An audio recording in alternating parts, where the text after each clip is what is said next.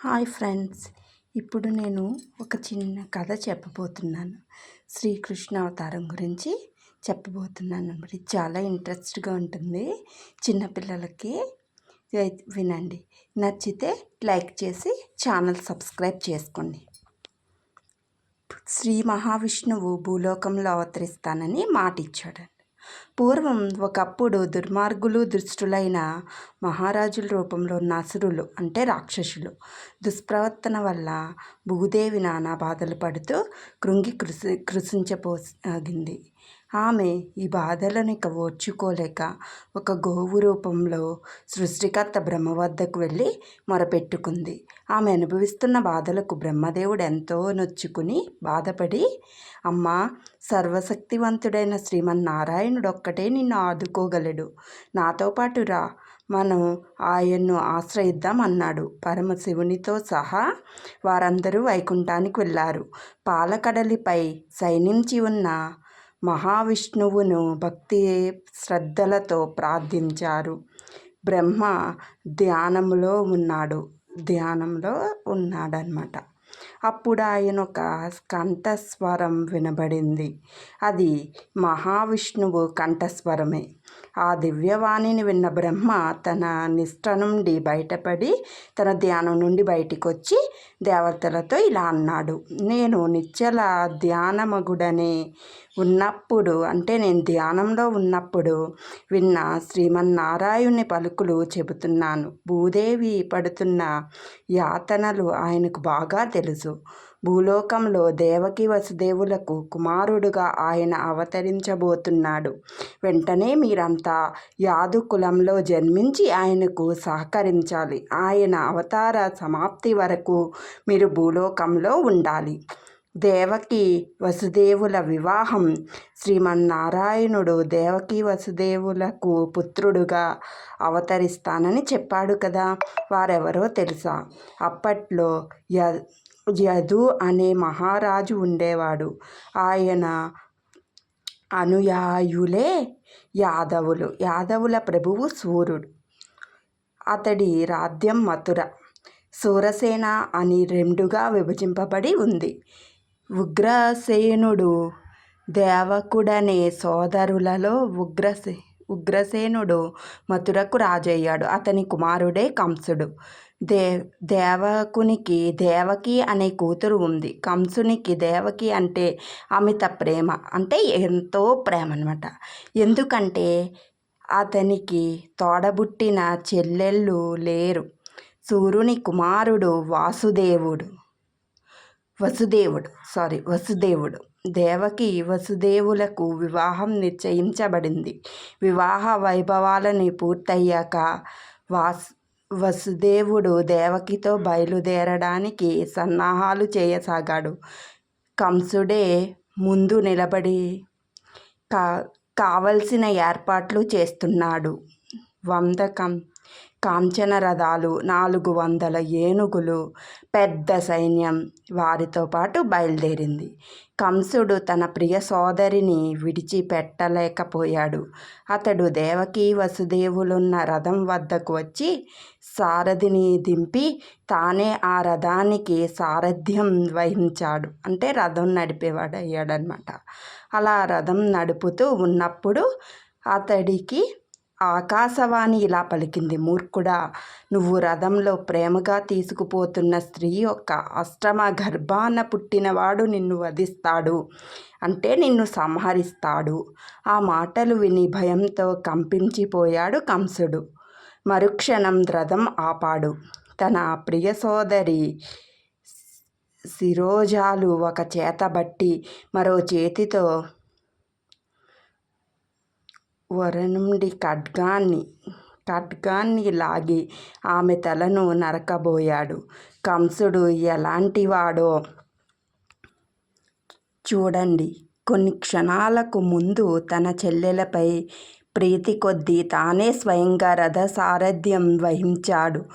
ఇప్పుడు తన ప్రాణాలకే ప్రమాదం వస్తుందన్న విషయంలో తెలిసిన తక్షణం ఆ ప్రేమ అంతా మాయమైపోయింది. ఇప్పుడు అతడు దేవకికి బద్ధశత్రువైపోయాడు. పాపిష్టిదానా, నీపై ఇంత ప్రేమ కురిపించానే, నన్ను చంపబోయే హంతకునికి నీవు తల్లివవుతున్నావన్నమాట. అదెలా జరుగుతుందో నేను చూస్తాను. నిన్నిప్పుడే చంపేస్తాను. ఆ పైన భయపడాల్సిన పనే లేదు అంటూ కంసుడు దేవకిని దుర్భాషలాడసాగాడు. వసుదేవుడు అడ్డంపడి కంసుని ప్రశాంతపరచడానికి ప్రయత్నించాడు. బావా, నీ చేతుల మీద కదా నీ ముద్దుల చెల్లెలి పెళ్లి జరిపించావు. ఆ చేతులతో ఇప్పుడు ఆమెను చంపబోతున్నావా?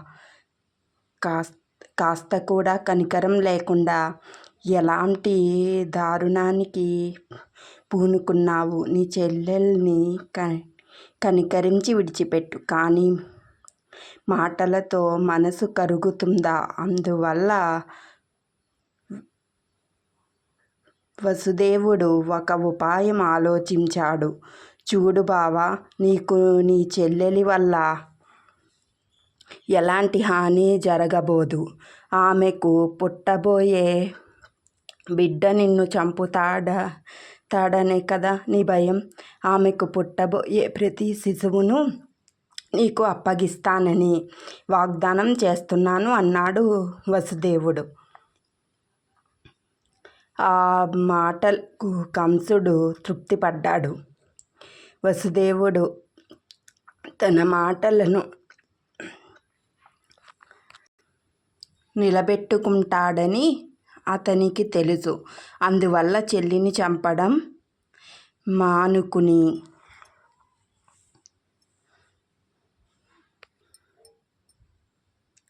వదిలిపెట్టేశాడు. కంసుని ప్రశంసిస్తూ వసుదేవుడు దేవకిని తీసుకుని వెళ్ళిపోయాడు. కాలక్రమేణా దేవకి ఒక మగ శిశువును ప్రసవించింది.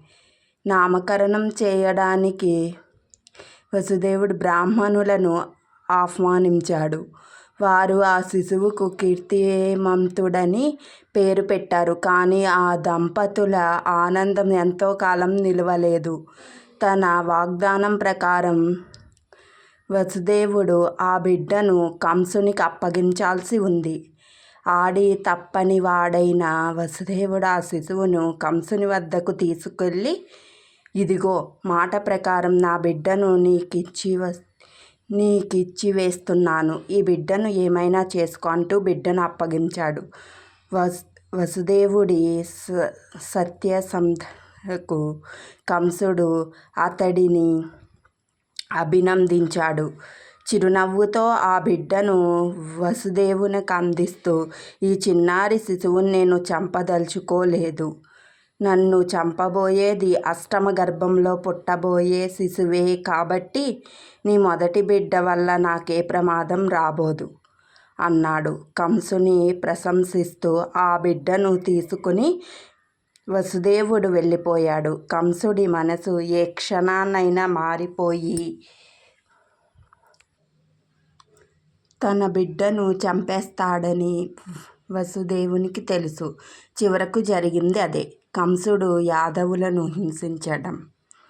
ఒకసారి నారదుడు కంసుడి వద్దకు వచ్చాడు. మాటల మధ్యలో గోకులంలో ఉంటున్న యాదవులంతా మహావిష్ణువు ఆదేశానుసారం రాక్షస సంహారానికై భూమి మీద జన్మించిన దేవతలే అని స్పష్టం చేశాడు. కంసుని మళ్ళీ భయం ఆవరించింది. తక్షణం దేవకి వసుదేవులను చెరసాలలో పాడవేశాడు. వారి మొదటి శిశువును విడిచిపెట్టడం పొరపాటని వెంటనే దేవకి చేతుల్లో ఉన్న బిడ్డను లాక్కుని నిర్దాక్షిణ్యంగా చంపేశాడు. యాదవులను బద్ధ శత్రువుల కింద జమకట్టి వారిని నానా విధాలుగా హింసించసాగాడు. తన తండ్రి ఉగ్రసేనుడు యాదవులకు నాయకుడు కాబట్టి ఆయన్ని కూడా చెరసాలలో వేయించాడు. కంసుని హింసలు భరించలేక యాదవులు నలువైపులకు పారిపోయారు.